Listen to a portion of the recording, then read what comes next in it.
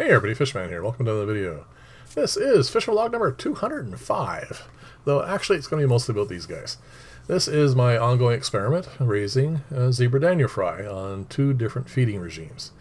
These guys here on the left are 3 weeks younger than the ones on the right, and they were fed initially on paramecia cultures, which also have cyclopses and a few other organisms in there. And then, as they got a little bit larger, they were weaned onto decapsulated brine shrimp. And as you can see, they did quite well. The ones on the right, which we're going to go to now, they were raised, again, initially on those cultures of paramecia. And then they were weaned onto live baby brine shrimp. One of the first things I noticed was every time I feed a tank rather intensively with baby brine shrimp, I end up with hydra in it, which is not surprising because they really like eating those things. So I know, as you can see, I have a fairly large bloom here. That is actually dying down now because I have stopped feeding brine shrimp to this tank. Well, at least the live brine shrimp, because both these tanks are now being weaned onto ground up flake food, and I've been feeding both of them decapsulated brine shrimp for a little bit longer, mostly because I feed a lot of my tanks decapsulated brine shrimp, and it's just easy for me to just go along and just do them all and not worry about it. But if you look here, keeping in mind the ones on the left are younger by 3 weeks, they are actually more robust, larger. That surprised me. I was actually I was hoping that they would end up being comparable and having no real, deficiencies because of the change in diet. But as you can see, they are actually doing better. Now this experiment needs to go a lot longer. It needs to go to the point where they are adult sized, so I can actually look to see if there's any deformities, any curly gills, bent spines, all that sort of stuff. There's obviously going to be some of that with some of them, but I want to see how they fully mature, because they were from the same parents, so they have the same genetics, and it's really just going to come down to what they were fed, because those two tanks are identical, filter system's identical, the landscape, which is just Java moss, is identical.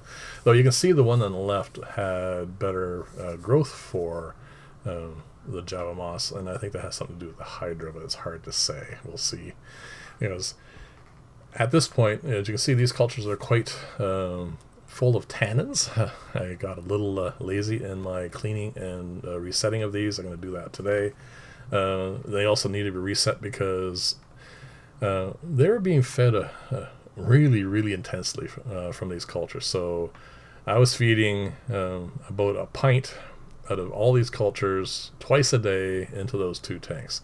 Now the reason, of course, why they're not the color of these cultures is because since they went off of the cultures of paramecia, I've been doing water changes and getting the water color nice and clear again. So anyway, long story short, I'm very happy with this first experiment, and obviously this needs to be repeated, not just with these, but with other fish as well.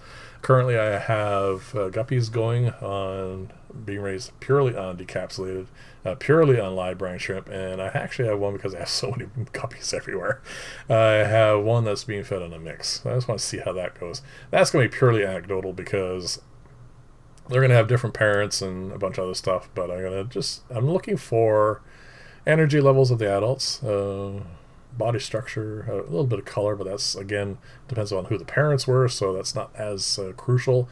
But again, yeah, like I said, if one of them ends up being, having, lots of deformities or more deformities, that's a bad sign. But anyway, we shall see. I don't really expect it at this point. And then the next thing I need to do, besides repeating that experiment with the zebra danios, I need to move on to another species, and I'm going to use the white clouds for that. And the other thing I need to do on top of all that, once I get these things going, sorry Don, this is taking quite a while, I also want to run an experiment starting these fry off on obviously my paramecia cultures here, but also comparing that to golden pearls. Don was very kind to send me up some, because I can't buy them up here, and I want to test that for sure. I want to see how it is.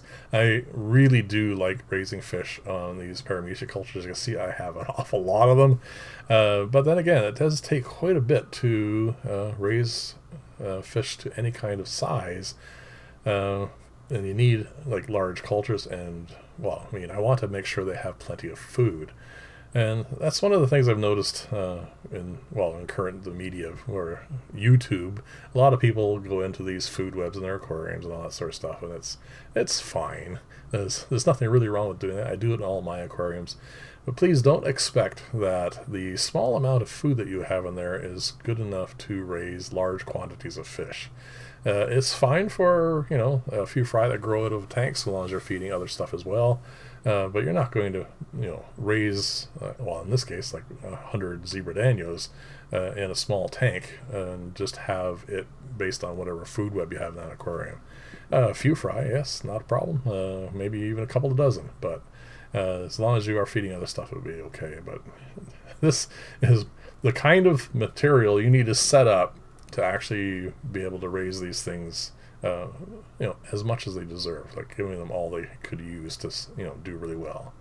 And that is, I think I'm going to have 3 of those 2-gallon tanks now, and then I have 5 of the 1-gallon jars, and then I have 2 other smaller ones, which I may eventually phase out. But yeah, you need an awful lot. Well, there's my sink, by the way. I do use that an awful lot. It is very convenient, as you can see, especially for doing these cultures. And also, whenever I do water changes in that whole bank of tanks over there, I just run the output hose for the pump into that. And it makes it very convenient instead of having to lug buckets everywhere. So this hasn't changed at all. This is my regime for doing my cultures and setting them all up. That's hay that you see going in there now, Timothy hay if you really want to know specifically. It works really, really well. I do, if I ever find time, plan on trying a couple other things. I've had a few suggestions. Some people have tried everything from banana peels to dehydrated turnips, all kinds of stuff. I suspect they'll all do well, but I'm kind of curious. There's not a whole lot of tannins involved with using hay. I think turnip would probably be the one that has the least effect that way, so leaving the water clearer. It'd be easier to tell who's doing what and how each culture is doing. But again, I always like fiddling around with stuff. We'll see how that goes. But as you can see, this is very straightforward. I filmed this whole process because I wanted you to see, I wanted to know how long it took. 16 minutes. And I do this once a month, except at this point in time, this is overdue. I kind of got a little lax because, the cultures, they're being, I thought, sufficiently used as far as the amount of material I was taking out that the water change would be enough, but I don't think it was. So I have to make sure that I keep these things going properly. This time of year, it really doesn't matter a whole lot because I can just go get more and subculture it and to get it all going again. But if it were February or January, that would not be possible. So one of these things you got to keep track of in a fish room like this. So anyway, that is my current feeding process. I have, like I said, an awful lot of stuff going on, and next week, I think, or next video I should say, I'm going to get into some of the more details of the rest of the room, because I have cut down on an awful lot of the cichlids I've been keeping. I do want to raise some angels, which they're doing really quite well, and also want to expand on my colors for keeping of various types of guppies, because I'm seeing some interesting things, ones that I really like the look of. So I want to set up a couple tanks that are just, have some of my, favorites, I guess. And what I do now, instead of just letting the fry grow up in the aquarium, I have been separating them out into a separate aquarium to grow up. And it's getting, you know how many guppies you end up with. So, yeah, there's going to be an awful lot of guppies. So one of those 2 big tanks, the 7-footers, is going to be for keeping all these various species that I'm growing, the zebra danios, the guppies, and everything else. So anyway, thank you very much for letting me ramble on here. Thank you for watching. Leave comments. Let me know what you think about all this. And I will see you in the next video. And bye for now.